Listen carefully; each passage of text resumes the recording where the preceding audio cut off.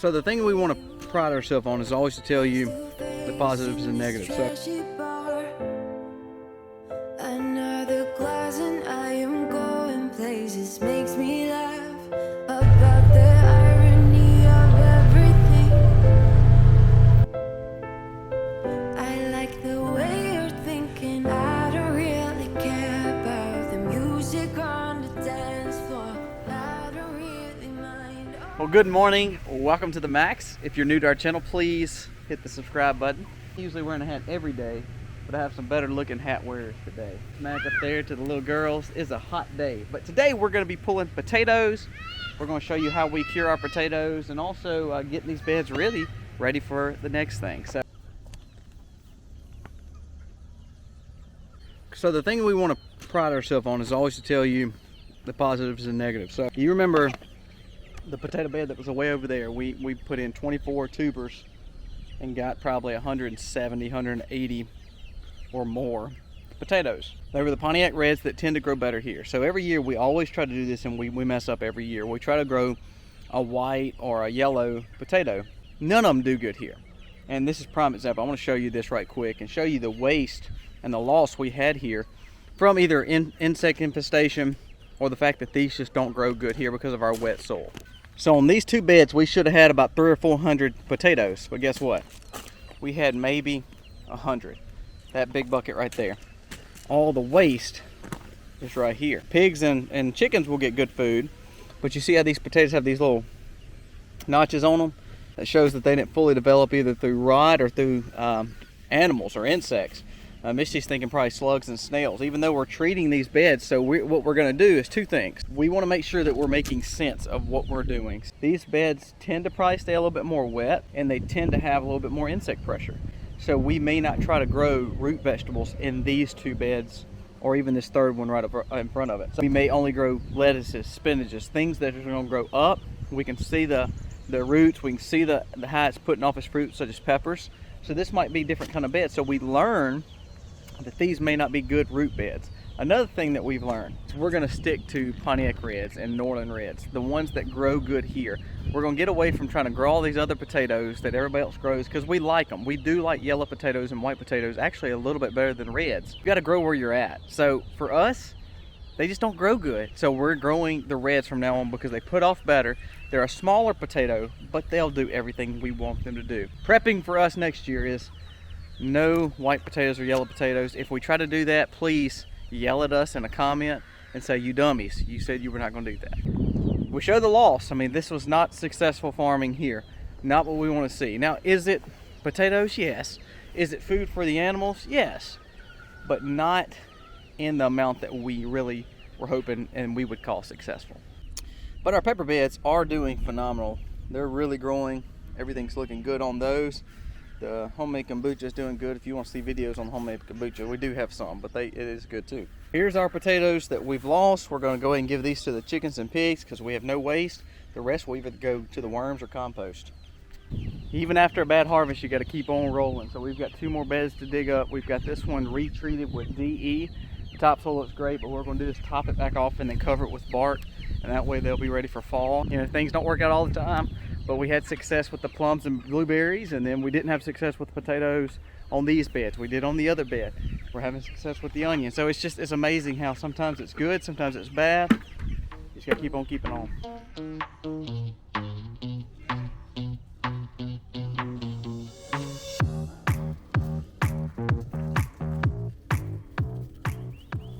I'm gonna walk y'all to the place where we have stored our harvest of potatoes and show you what is going on up there. This is our upstairs room that turns into a storage room all the time. We have our potatoes laid in a cool, this is upstairs in the attic. We keep wool to the side of the attic.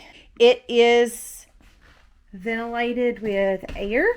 Keep the air on, it will be cool and dark in here. So we have our potatoes out, ate and brought them up and put them on the table. But what I'm gonna do now is just come through.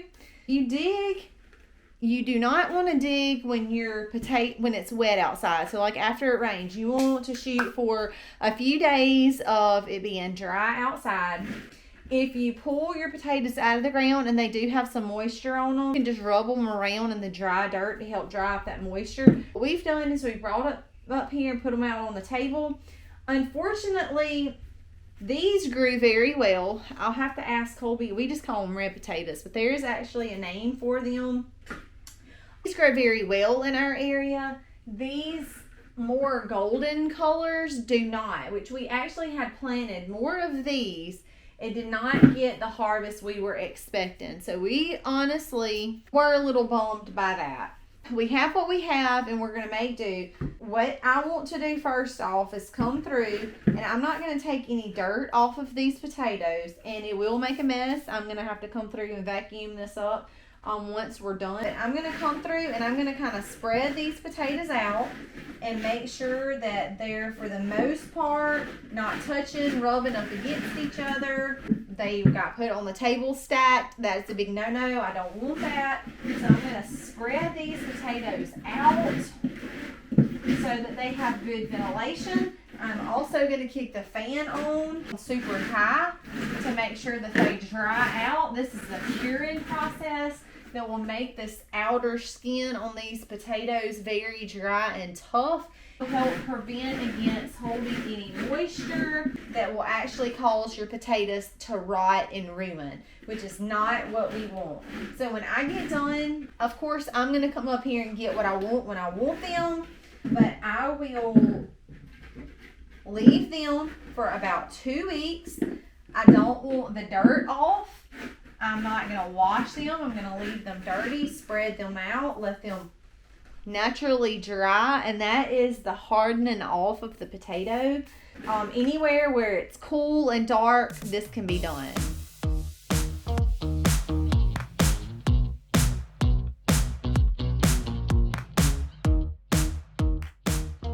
I want to show you all my worms. Last night was our first full night with them. I went out once to check on them. I flipped the light on, opened the bin, and they were climbing up the side of the walls, like on the lid and stuff. And I was like, oh no, my worms are gonna escape. And then I was like, I really should leave the light on. I need to leave the light on. And I just did not think about it the first time. Put them over here in the garage off to the side, and just flip the light out, not thinking. So I have had to tell myself, Misty, you remember to leave the light on. What the light initially does is they don't like light. So the light is shining on the top, which is where I put holes down in my bin.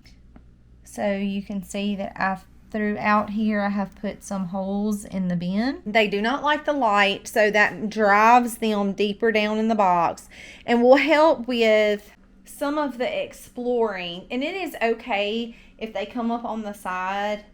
From what I have learned from other people, because this is our first time with worms, that it is okay. They're going to explore. That's okay. As long as they're not coming up in wads on the sides. Like if it's a ton by the hundreds come up, then that typically means that they're stressed. I did put them a few extra scraps, some potato skins, and a few blueberries in here last night. Now, I will not have to do anything else in these worms for a while, probably up to a week, because they have scraps to eat on, and I will just kind of come in, and they're not something I have to baby. They cost me nothing because they get scraps.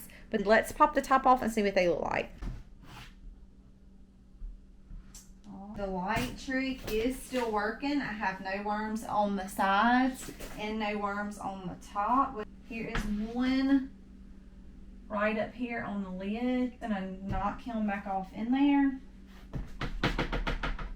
Put him back in there.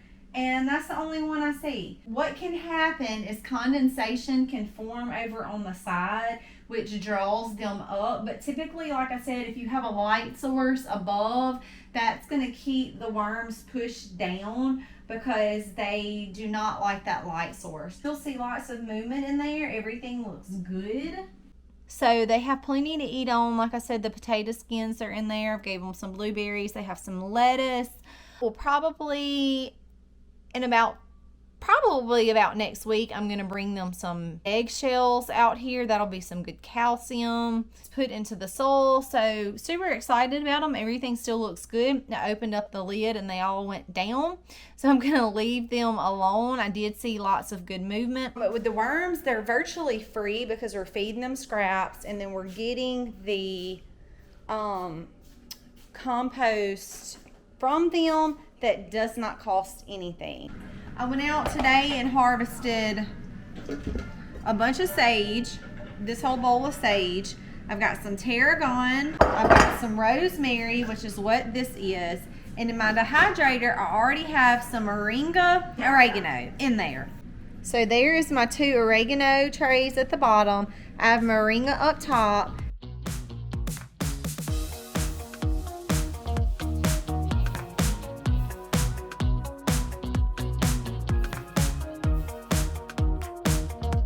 But I'm gonna get all of this sage washed, spun out, put on. I have another sheet over there I need to get.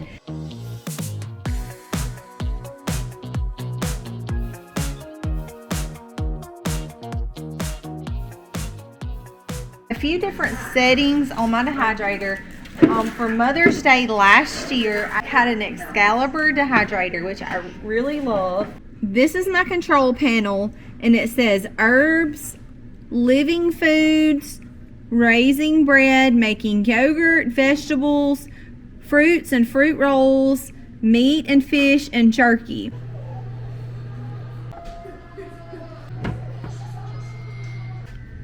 One busy day. What have you been doing? Dying? You have a bee on you. Where? Right there. I gotta come in with that honey. Honey. I like your... Can you put a towel down so I can bring you in as I go? I will.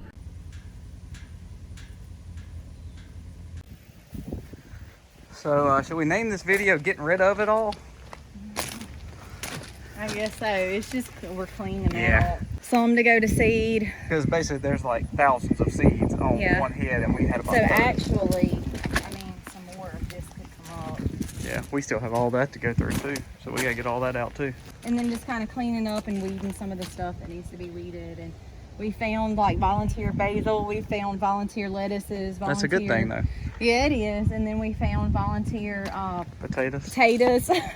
Because, you know, we've rotated our beds through the years and things plant themselves and come back. So Well, let's get over here and get that stuff done right there. yeah, so we've got to clean this up over here. But we are checking those good before we pull them up, because when we harvested in here, I didn't realize that there was apparently some praying mantises hatch out in here. And Which is a good bug. Yes, they're good bugs. They will not eat your plants, they eat bugs. There are certain bugs that eat your plants, and you want the praying mantises to eat the bugs that are eating your plants.